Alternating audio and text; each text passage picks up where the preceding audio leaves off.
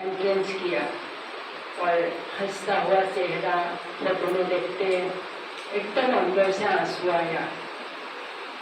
पहले साकार में वे हंसते हुए बाबा के घर में आते थे, आज उनका फोटो आया है तो ये भावना से बहुत अंदर से लगा।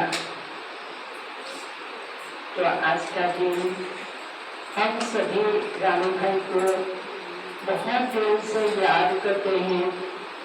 रानू भाई का जो यज्ञ के प्रति स्नेह था, बाबा के यज्ञ के लिए उनका कुर्बानी था, सेक्रीफाइस था, सेवा का भाव था, वो वर्णन करके पूरा नहीं कर सकते हैं।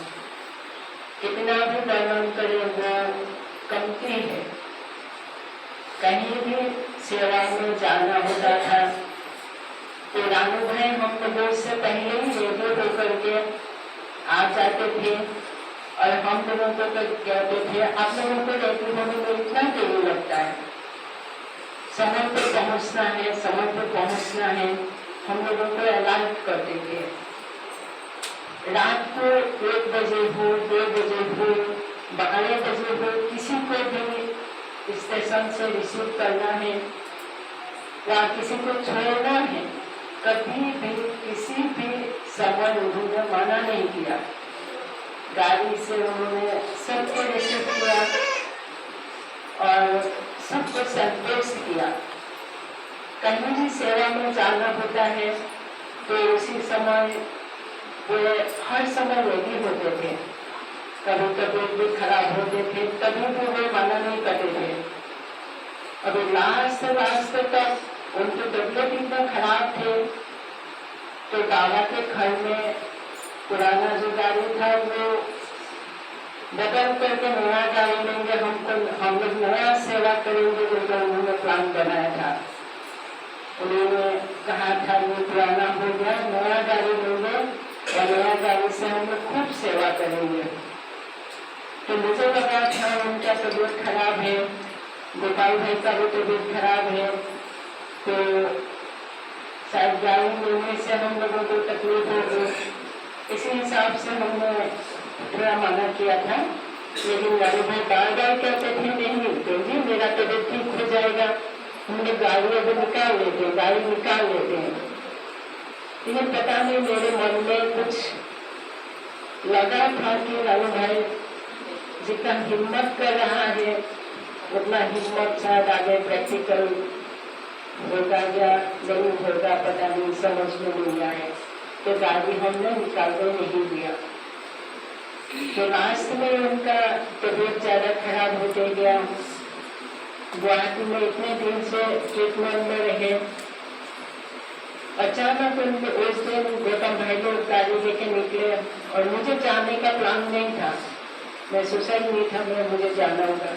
फिर शाम को जैसे मैंने 7 बजे का योग करने बैठी, उसी समय जैसे बाबा मुझे टाचिंग दे रहा है कि जाओ, तुमको मिलना जरूरी है। और मैंने उसी समय डिसीजन लिया कि मुझे कल सवेरे 7 बजे जाना है और तुरंत ही रेडी।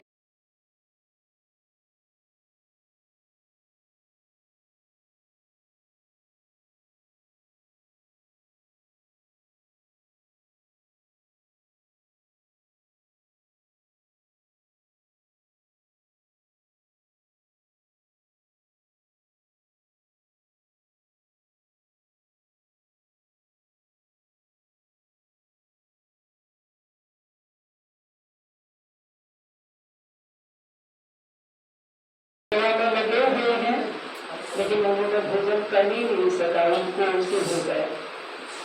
फिर उनको हॉस्पिटल ले गए, इंजेक्शन दिया, फिर घर में गया, लेकिन रात भर उनको आराम नहीं हुआ। दूसरे दिन सवेरे हम लोग उधर आया और उनको हॉस्पिटल ले गया। और मुझे बहुत मन में अनुभव हुआ कि वो मेरे लिए, बाबा के लिए शायद उन्होंने वेट किया था, बाबा के भोग के लिए इंतजार किया था। बाबा का भोग मिला, बाबा की याद मिला। हम लोगों ने भवेश भाई, सुखमती बहन, हम लोग गौतम भाई लोग भी थे, हम लोगों ने बैठ के बाबा को 10 मिनट याद किया। उन्होंने बहुत सुंदर से बैठ के याद किया बाबा को। उस समय लगा था कि उनको कोई बीमारी नहीं, कोई तकलीफ नहीं। फिर संजीव भाई से वीडियो कॉल में बात भी किया। उस समय लगा ही नहीं था ये उतने जल्दी हम लोगों के देश में से चले जाएंगे। लेकिन ड्रामा को जो मंजूर है उस ड्रामा को कोई बदली नहीं कर सकते। ड्रामा की बात को चेंज करने की ताकत किसी में भी नहीं है। बाबा भी कहते हैं मैं भी ड्रामा में बंधा हुआ हूँ। तो ड्रामा अनुसार उनका समय पूरा हुआ, बात बदली हुआ। कहीं उनका ऊंचा पद है, ऊंची सेवा है। यहाँ अभी जो सेवा उन्होंने साकार में रहते हुए नहीं कर पाए होंगे, वो सेवा उनको सूक्ष्म शरीर से ज्यादा ही करना है। ऐसा ही होगा ना। ब्रह्मा बाबा साकार में थे तो जितना सेवा नहीं हुआ था उससे ज्यादा सेवा ब्रह्मा बाबा जाने के बाद हुआ। तो ठीक इसी प्रकार से मेरे मन में भी भावना है, उन्होंने साकार में रहते हुए जितना तन से, मन से, धन से सेवा किया उससे अधिक सेवा अभी सूक्ष्म शरीर से भेद करेंगे। ये बिल्डिंग का जब फाउंडेशन डाला था उसी समय हमारे बड़ी दीदी आई। फाउंडेशन डालने के समय बड़ी दीदी आई। उस समय हम लोगों के हाथ में, मेरे हाथ में मात्र 2 लाख रुपया था। बिल्डिंग का फाउंडेशन चला है, हाथ में 2 लाख रुपया है और आगे का कहाँ से आएगा। तो रानू भाई को दीदी जी ने पूछा था कि रानू भाई इतना बड़ा बिल्डिंग का फाउंडेशन डाला, ये बनेगा कैसे। तो रानू भाई ने बोला बाबा बैठा हुआ है। उनको बाबा के ऊपर इतना निश्चय था, इतना विश्वास था। पहले बोला बाबा बैठा हुआ है। उसके बाद उन्होंने दीदियों के सामने शिव सागर की रजनी दीदी भी थी, शिव सागर की रजनी दीदी भी थी, तो फिर बहनों भी थी। सभी के बीच में राणा भाई ने बोला था मैंने जब भक्ति किया था, जिस समय शिव बाबा को पूजा किया था उस समय मन में सोचा था शिव मंदिर बनाएंगे। शिव मंदिर बना करके अपना जमीन में सबके पूजा के लिए एक स्थान बनाएंगे। तो अभी शिव बाबा कौन है मुझे पता चल गया। शिव बाबा निराकार है, ज्योतिर्लिंग है, वो ब्रह्मा बाबा के शरीर में आया है। तो ब्रह्मा बाबा के शरीर में आकर के हमें पालना दिया है, पढ़ाया है। ये सब जब समझ में आ गया तो मुझे बाबा का घर बनाना है। तो इसी प्रकार से उन्होंने बड़ी दीदी को जबान दिया और बहुत कम समय के अंदर 2006 दिसंबर 2007 दिसंबर 6 तारीख को नहीं दिसंबर 25 तारीख को फाउंडेशन डाला था और 2008 की 9 महीना के 8 तारीख को नीचे वाला ग्राउंड फ्लोर का उन्होंने सब, ऐसे तो सभी भाइयों उन्होंने सहयोग दिया, सबका सहयोग रहा, सभी पुराने भाइयों का। राजेश भाई का युद्ध भट्टा था, उन्होंने युद्ध का पूरा सहयोग दिया था। उमाकांत भाई जी थे, फिर जयसलाल भाई थे, रामोकाल भाई जी थे, सुरेश भाई है। तो इन लोगों ने सभी ने सहयोग दिया था। तो उसमें सबसे ज्यादा हिम्मत का कदम, सहयोग का हाथ रानू भाई का था। जिस दिन मिस्त्री को पैसा देने का नहीं होता, नहीं मिस्त्री का पेमेंट करना होता है, जिस दिन सीमेंट डालने की एकदम इमरजेंसी जरूरत होती है, उसी समय मेरे हाथ में कुछ भी नहीं होते थे तो रानू भाई खड़ा हो जाते थे। रानू भाई अपने हाथ से जाके खुद लेबर पेमेंट करते थे, डालू सीमेंट डालने का खुद हाथ तोड़ करके सेवा को आगे बढ़ाते थे, कभी भी सेवा रोकने नहीं दिया। तो इस प्रकार से उनकी जो सेवा है, उनकी जो सेवा की भावनाएं हैं, उनकी त्याग तपस्या है, वो कितना भी दोनों कम है। और हमने उनके साथ 99 से मैं दिमागों में हूँ, 99 से लेकर के आज तक रानू भाई के साथ दूसरे भाइयों को मैंने कभी डांटा भी है, कभी भाइयों ने मुझे भी कुछ बोला है कि किसी ने कुछ बोला, किसी को कुछ बोला, तो रानू भाई के साथ इतना प्रेममय संबंध था। इतने पवित्र संबंध था जो लौकिक में भाई बहनों का भी नहीं होता है। लौकिक में भी आपस में भाई बहन हम लोग क्या करते हैं, झगड़ा भी कर लेते हैं, कुछ भी ऊपर नीचे होता है, कहता बर्तन आसपास में रहता है तो आवाज जरूर करता है।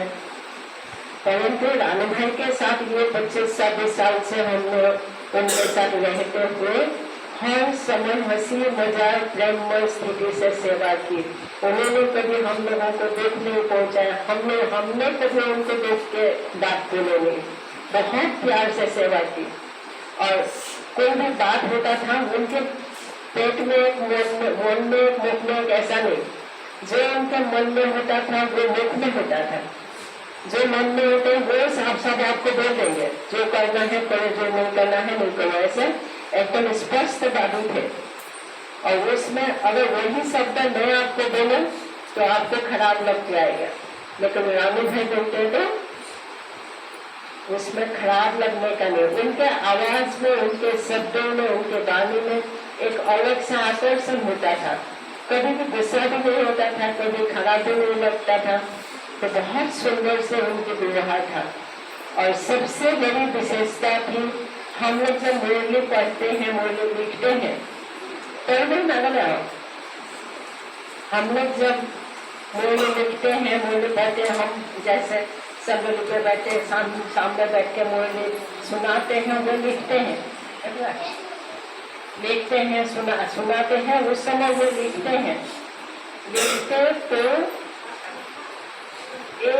एक शब्द लिखते थे। मुरली की धारणा की पॉइंट, प्रश्न उत्तर या हेडलाइन, एक शब्द भी, एक अक्षर भी नहीं छूटना चाहिए, ऐसे वो लिखते थे। और लिखते थे तो बहुत धीरे धीरे लिखते थे।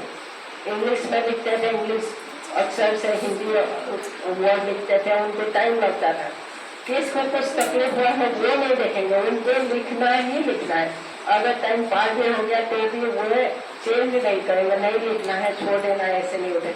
मतलब बाबा की महावाक्य उनको लिखना ही लिखना है, कंपल्सरी लिखना ही है। और आज जब मैं मुरली सुनाती हूँ उनके अनुपस्थिति में, मुझे वो बात बार बार मन को खटकता है, बार बार मन को खटकता है, मन में लगता है। रानू भाई भी होता तो धीरे धीरे बोलते रहते, लिखते रहते, ऐसे करके बहुत मन को लगता है। और उनके जो हमेशा बैठने का जगह है, वो जैसे आज खाली जगह है, उनका जगह को हम लोग भरपूर कैसे करेंगे। मैं बाबा को वही बोलती हूँ, बाबा वो भले साकार शरीर में नहीं है, परंतु वो सूक्ष्म शरीर में आकर के हमारे बीच में बैठे हैं। ऐसा मैं बाबा को रिक्वेस्ट करती हूँ। बाबा वो हमारे बीच में से जा नहीं सकते हैं, भले शरीर पुराना हो गया, शरीर काम नहीं किया, उसको विदा किया, पर उनका सूक्ष्म शरीर, उनका सूक्ष्म मन, सूक्ष्म जीवन हम सभी के बीच में है और रहेगा ही। बाबा को मैं ऐसे ही संकल्प देती हूँ। दिन में 2.5-3 बजे होता है, वॉकिंग करने आते हैं, 1 घंटा वॉकिंग करेंगे। और हम लोगों को कभी भी, हम लोग अगर जल्दी नहीं उठा, हम लोग भी दिन में आराम करते हैं, तो 3, 3:30, 4 बज गया तो वो कॉलिंग बेल बजाएंगे। कॉलिंग बेल बजाते हुए बहनों को, हम लोगों को बोले इतना देरी तक सोया है, अभी सेवा का समय हो गया, अभी सब लोग आएगा, आप लोग सो रहे हैं। तो ऐसे करके सभी को जगाते हैं। या तो कोई आ रहा है, कोई जा रहा है, उनको गाइड करते हैं, उनको बिठाते हैं, उनको करते हैं। ऐसे करके सब प्रकार से उन्होंने पूरे कैंपस को, कहीं कुछ हो रहा है, कहीं कुछ हो रहा है, पूरा ध्यान देते थे। तो आज वो सब ध्यान कौन देंगे? बाबा जरूर करेंगे, बाबा उनके परिवार से जरूर कराएंगे, परंतु उसके साथ साथ उनके सूक्ष्म शरीर जो है, वो सूक्ष्म जीवन जो है हमारे बीच में सदा रहेगा। इसलिए इन्हीं शब्दों के साथ मैं उनके लिए जीवन भर का जो प्रेम श्रद्धांजलि है वो श्रद्धांजलि जताना चाहूंगी। और रानू भाई को हमेशा हमारे बीच में ही हम अनुभव करेंगे, ऐसा ही मेरी शुभ भावना है, शुभकामना है। और हमारे बीच में अभी अर्जुन भाई जी हैं, जिन्होंने बहन गमसा में है, अर्जुन भाई जी हैं 300 से 300 हम लोग जब शुरू में नई आई थी 98 में, भाई जी हम लोगों को हमको बहुत सिखाते थे। भाई जी बहुत पहले से आप लोगों ने भाई जी का क्लास पे सुना, तो भाई जी से हमने बहुत कुछ सीखा। भाई जी हम लोगों को गाइड करते थे, तो भाई जी का बहुत सारा अनुभव है। तो भाई जी हम सभी के बीच में तिनसुकिया की बड़ी दीदी की तरफ से रिप्रेजेंट कर रहे हैं। भाई जी को हम लोग बहुत बहुत स्वागत कर रहे हैं। एक बात विशेष ध्यान देने की है, बड़ी दीदी का रानू भाई बहुत लाडला था। बड़ी दीदी जी रानू भाई को, तरू बहन को बहुत प्यार करते थे, बहुत दिल से प्यार करते थे। उनका बहुत लाडला था। वो कहते थे कितना भी आंधी आए तूफान आए रानू भाई हिलने वाला नहीं है, अडोगे तो ये बोलते थे। और सचमुच अंत तक वो हिले नहीं, अडोल होकर के उनका पाठ बजाया। शुभकामना है, वो जहाँ भी रहेंगे बहुत सुख शांति मन खुशी में जीवन अनुभव करेंगे, ऐसा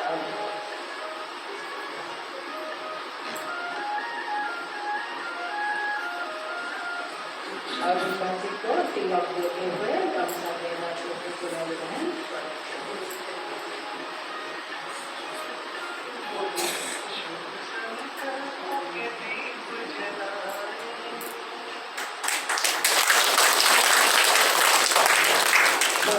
जी हमारे बीच में है, जो माँ में रहती है। हम सभी एक साथ ही रह रहे हैं। पूर्णिमा बहन को भी बहुत बहुत स्वागत है और जैसे रानू भाई के बारे में सुना, बहुत अनुभव सुनाया। फिर तरू बहन को भी, तरू बहन हमारे बीच में बहुत अच्छा से बहुत अच्छा पाठ बजाया। बाबा कहते हैं इतना बड़ा घटना होने के बाद भी बहुत अच्छा से इन्होंने पाठ बजाया। अपना श्राद्ध का सब कुछ इन्होंने अपने हाथों से संभाला है। हमारे देश में जानकी बहन जी है, जानकी बहन जी तेजू और सब में रहती है। दोनों पूर्णिमा बहन जी और जानकी बहन जी दोनों एक साथ आई है। इन्होंने रानू भाई के साथ बहुत अच्छा पाठ बजाया था। इन दोनों बहनों ने कोहिमा में रहते समय रानू भाई कोहिमा हम लोगों को ले जाते थे, ले आते थे। हम लोग बहुत खुशी मजाक से रानू भाई के साथ पाठ बजाते थे। तो ये तो लगा दीदी है,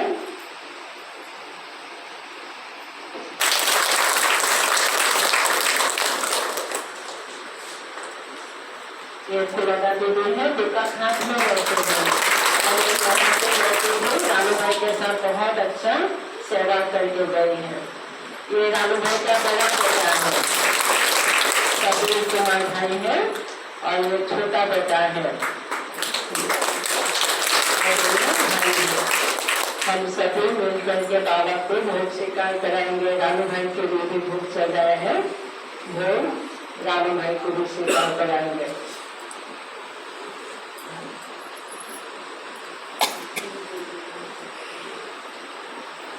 पहले हम लोग भोग लगाएंगे, भोग लगा